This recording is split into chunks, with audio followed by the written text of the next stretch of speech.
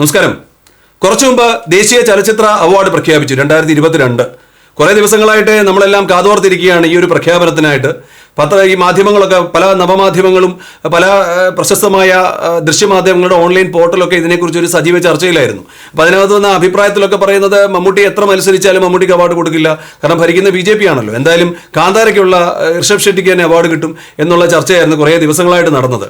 അപ്പോൾ ഇന്ന് അതുപോലെ തന്നെ സംഭവിച്ചു. മമ്മൂട്ടി സാറിന് അവാർഡ് കിട്ടിയില്ല. മലയാളിക്ക് വല്ലാത്ത വേദനയാണ്. ആട്ടം പോലുള്ള സിനിമയ്ക്ക് നിരവധി അവാർഡുകൾ കിട്ടി സന്തോഷിക്കുന്നുണ്ടെങ്കിലും പക്ഷേ മമ്മൂട്ടിക്ക് മികച്ച നടനുള്ള അവാർഡ് കിട്ടാത്തതിൽ നമ്മളൊക്കെ വല്ലാത്ത സങ്കടത്തിലാണ്. പലരും വളരെ മോശമായ അഭിപ്രായങ്ങളൊക്കെ എഴുതിയിട്ടുണ്ട്.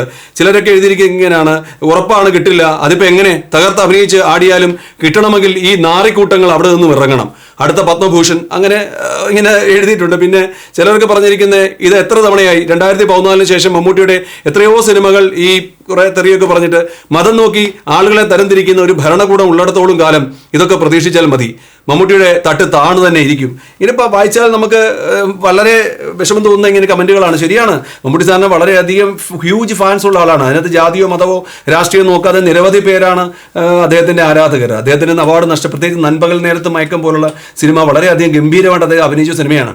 വളരെ സൂക്ഷ്മതലത്തിലൂടെ ഒരു കഥാപാത്രത്തെ അദ്ദേഹം അപ്രോച്ച് ചെയ്തു. സംസ്ഥാന അവാർഡ് കിട്ടി. അപ്പോൾ തീർച്ചയായിട്ടും ദേശീയ അവാർഡിൽ എന്തെങ്കിലും കിട്ടുമെന്നൊരു പ്രതീക്ഷയിലാണ് ഇരുന്നത്. പക്ഷേ ആ സിനിമയ്ക്ക് ഒരു അവാർഡും കിട്ടിയില്ല എന്നുള്ളതാണ്. അത് വല്ലാതെ വേദനിപ്പിച്ചു. അപ്പോൾ അതുകൊണ്ട് ഈ വരുന്ന കമൻറ്റുകളൊക്കെ വീണ്ടും വളരെ മോശമായിട്ടാണ് എഴുതുന്നത്. ഈ ചർച്ചകളൊക്കെ വായിച്ചപ്പോൾ എനിക്ക് ഇതിനെക്കുറിച്ചൊരു കമൻറ്റ് ചെയ്യണമെന്നുണ്ടായിരുന്നു. കാരണം കഴിഞ്ഞ ഈ അവാർഡ് പ്രഖ്യാപന കമ്മിറ്റിയിൽ ഞാനും ഉണ്ടായിരുന്നു. സൗത്ത് ജൂറിയിലെ ഞാനും അംഗമായിരുന്നു ഇതിനകത്ത്. അപ്പം എൻ്റെ മുമ്പിലെ മലയാളത്തിൽ നിന്നുള്ള സിനിമകളൊക്കെ സൗത്തിലുള്ള എല്ലാ സിനിമകളും വന്നതാണ്. അപ്പോൾ തീർച്ചയായിട്ടും ഞാൻ ആദ്യമായിട്ടാണ് ഒരു നാഷണൽ ജൂറി ആയിട്ട് പോകുന്നത്. അതുകൊണ്ട് തന്നെ വളരെ ഗൗരവത്തോടെയാണ് ഞാൻ സമീപിച്ചത്. എനിക്ക് രാഷ്ട്രീയമുണ്ടെങ്കിലും എനിക്ക് വിശ്വാസമുണ്ടെങ്കിലും കലയെ സ്നേഹിക്കുന്ന ഒരാളെന്ന നിലയിൽ ഞാൻ സമീപിക്കുന്നത് ഓരോ സിനിമയും അതിൻ്റെ ആഴങ്ങളിലേക്കാണ്. അല്ലാതെ എൻ്റെ വ്യക്തി താല്പര്യങ്ങൾ വെച്ചിട്ട് ഒരു സിനിമയും ഞാൻ വിലയിരുത്താൻ ശ്രമിച്ചിട്ടില്ല. അങ്ങനെ വിലയിരുത്തി തന്നെയാണ് ഞാൻ എൻ്റെ ഒരു അവസാന റിപ്പോർട്ട് നൽകിയത് തന്നെ.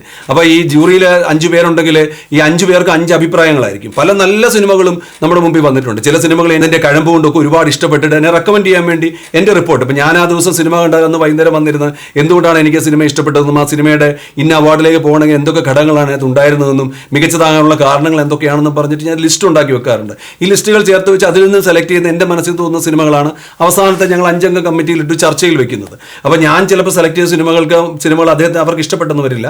അപ്പോൾ ഈ അഭിപ്രായ സമന്വയം വന്നില്ലെങ്കിൽ ഒരു വോട്ടിങ്ങിലേക്ക് പോകും. വോട്ടിങ്ങിൽ ഏറ്റവും വോട്ട് കിട്ടുന്ന സിനിമയ്ക്കായിരിക്കും ഫൈനൽ ജൂറിയിലേക്ക് കയറി പോകുന്നത്. ചില സിനിമകളൊക്കെ നമുക്ക് ഇഷ്ടപ്പെട്ട സിനിമകൾ, കഴിവുള്ള സിനിമകൾ കയറ്റി വിടാതെ വന്നപ്പോൾ എനിക്ക് വല്ലാതെ വേദന തോന്നിയിട്ടുണ്ട്. പക്ഷേ ഈ നാഷണൽ അവാർഡിൻ്റെ ജെനുവിനിറ്റി ഒന്നുകൊണ്ട് മാത്രം അത് നാഷണൽ ഫൈനൽ റൗണ്ടിലേക്ക് ചെല്ലുന്ന സമയത്ത് അതിൻ്റെ അവിടുത്തെ ആൾക്കാരുടെ കഴിവുകൊണ്ട് ഇങ്ങനെയുള്ള നഷ്ടപ്പെട്ടു പോയ സിനിമകളെ തിരിച്ചു വിളിച്ച സംഭവം വരെ ഇപ്രാവശ്യം ഉണ്ടായിട്ടുണ്ട്. അതെനിക്ക് വല്ലാത്ത സന്തോഷം തോന്നി. ആ തിരിച്ചു വിളിച്ച സിനിമകൾക്ക് വേണ്ടത്ര അംഗീകാരം കിട്ടുമ്പോഴും നമുക്ക് സന്തോഷിക്കാം, കാരണം നമ്മുടെ തീരുമാനം ശരിയായല്ലോ എന്നുള്ളത്. പിന്നെ ഇത്രയേറെ സസൂക്ഷ്മം ശ്രദ്ധിച്ചിട്ട് എന്തുകൊണ്ടാണ് മമ്മൂട്ടി സാറിന് അവാർഡ് കിട്ടിയില്ല എന്നൊരു ചോദ്യം ഇപ്പോഴും നിങ്ങളുടെ മനസ്സിലില്ലേ? സത്യത്തിലെ ഏറ്റവും വേദനയുള്ള കാര്യം അതാണ്. 2022 നമ്മുടെ കേരളത്തിൽ നിന്നും സൗത്തിൽ നിന്ന് അയച്ച സിനിമകളുടെ ലിസ്റ്റാണ് ഇതിനകത്ത്. ഈ സിനിമയുടെ ലിസ്റ്റിൽ എവിടെയും മമ്മൂട്ടി സാറിൻ്റെ ഒരു സിനിമകളും ഇല്ലെന്നുള്ളതാണ് ഏറ്റവും വേദനയുള്ളൊരു കാര്യം എന്ന് പറയുന്നത്.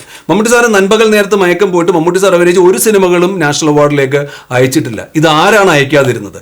എന്നിട്ട് അയക്കാതിരുന്നിട്ട് ഓൺലൈൻ ചർച്ചകൾ മുൻവിധിയോടുകൂടി ആരൊക്കെയോ കൂടി ഇരുന്നിട്ട് പടച്ചുണ്ടാക്കുകയാണ് മമ്മൂട്ടിക്ക് കിട്ടില്ല കാരണം BJP ആണെന്നൊക്കെ പറയുമ്പോഴും പിന്നെ ആരാണ് മമ്മൂട്ടി സാർ സിനിമകൾ മാത്രം നാഷണൽ അവാർഡിലേക്ക് അയക്കാതിരുന്നതും അതിന്റെ പഴി മുഴുവൻ BJP സർക്കാരിന്റെ തലയിൽ കെട്ടിവെച്ചതും ആരാന്നുള്ളത് വളരെ ഗൗരവത്തോടെ നമ്മൾ ചിന്തിക്കണം. സംസ്ഥാനം ആര് ഭരിച്ചാലും ദേശീയം ആര് ഭരിച്ചാലും ചില ആൾക്കാർ കള്ളത്തരം പറഞ്ഞ് ആ ഒരു സർക്കാരിനെ അധിക്ഷേപിക്കുന്നത് നമുക്കിപ്പോൾ സോഷ്യൽ മീഡിയയിലൊക്കെ വളരെ സജീവമായി കാണുന്ന കാര്യമാണ്. മാത്രമല്ല, ഞാൻ അവിടെ ജൂറി ആയിരുന്നുകൊണ്ട് പറയുകയാണ്, അവിടെ രാഷ്ട്രീയത്തിന്റെ ഒരു സർക്കാരിന്റെ യാതൊരു ഇടപെടലും ഈ ഒരു ജൂറിയുടെ ഇല്ലായിരുന്നുള്ളത് ഞാൻ നേരിട്ട് കണ്ടതാണ്. ഒരിക്കലും അന്നത്തെ ബ്രോഡ്കാസ്റ്റിംഗ് മിനിസ്റ്റർ അനുരാഗ് ഠാക്കൂർ അദ്ദേഹം അദ്ദേഹത്തിന്റെ വസതിയിലേക്ക് വിളിക്കുകയും എല്ലാ ജൂറി അംഗങ്ങളുമായിട്ട് ചർച്ച ചെയ്യുകയും ചെയ്തിരുന്നു. ആ ചർച്ചയിൽ എവിടെയും സിനിമ എങ്ങനെയാണ്, ആരുടെയൊക്കെ സിനിമയാണ്, ആർക്ക് കൊടുക്കണം എന്നൊരു ചർച്ചയും വന്നിട്ടില്ല. അദ്ദേഹം ചോദിച്ചു ഓരോ സംസ്ഥാനത്തിലും സിനിമ നേരിടുന്ന പ്രശ്നങ്ങൾ എന്താണ് എന്ന് മാത്രം അദ്ദേഹം ചോദിച്ചു. നമ്മുടെ സജഷൻസ് മാത്രമാണ് ചോദിച്ചത്. പക്ഷേ ഇതിനകത്ത് ഇടപെടൽ വന്നിട്ടുണ്ടെങ്കിൽ അത് സർക്കാരിൻ്റെ ഭാഗത്ത് നിന്നായിരിക്കില്ല, സർക്കാരിൻ്റെ പുറത്തു നിന്ന് തന്നെ ആയിരിക്കും. അതിൻ്റെ ചില ശീലുകൾ അവിടെ ഇവിടെയൊക്കെ ഞാനും കണ്ടതാണ്. എന്തായാലും ഇതിൻ്റെ പുറകിൽ ആര് പ്രവർത്തിച്ചാലും അത് ഇത്രയും വലിയൊരു സിനിമ നാഷണൽ അവാർഡിലേക്ക് അയക്കാതിരുന്ന ആരുടെയൊക്കെ ചിന്തയായാലും അത് വളരെ മോശമായ ഒരു കാര്യമാണ്. അത്ര ചിന്തകളെ നമ്മൾ വളരെ ഗൗരവത്തോടെ കാണണം. ആരെങ്കിലും സർക്കാരിനെതിരെ, ഏത് സർക്കാരിനെതിരെയും അഭിപ്രായം പറയുന്ന സമയത്ത് അതിൻ്റെ ഒതൻറ്റിസിറ്റി, അതിൻ്റെ ജെന്യൂനിറ്റി നമ്മൾ മനസ്സിലാക്കിയിട്ട് വേണം നമ്മൾ അതിലേക്ക് ഏറ്റെടുക്കാനും പ്രതികരിക്കേണ്ടതെന്നാണ് എനിക്ക് ഈ അവസരത്തിൽ പറയാറുള്ളത്. എന്തായാലും ആരെങ്കിലും ഇത് അയക്കാതിരുന്ന മലയാളത്തിന് വലിയൊരു നഷ്ടമാണ് വരുത്തിയത്. മമ്മൂട്ടി എന്ന നടനെ മാത്രമല്ല, മലയാളത്തിന് വലിയൊരു അവാർഡാണ് നഷ്ടപ്പെട്ടു പോയെന്നാണ് എനിക്ക് പറയാനുള്ളത്. അവാർഡല്ല, അവസരമാണ് നഷ്ടപ്പെട്ടു പോയെന്നാണ് എനിക്ക് പറയാനുള്ളത്. എന്തായാലും നാഷണൽ സ്റ്റേറ്റ് അവാർഡ് കിട്ടിയ എല്ലാവർക്കും എൻ്റെ അഭിനന്ദനങ്ങൾ. നമസ്കാരം.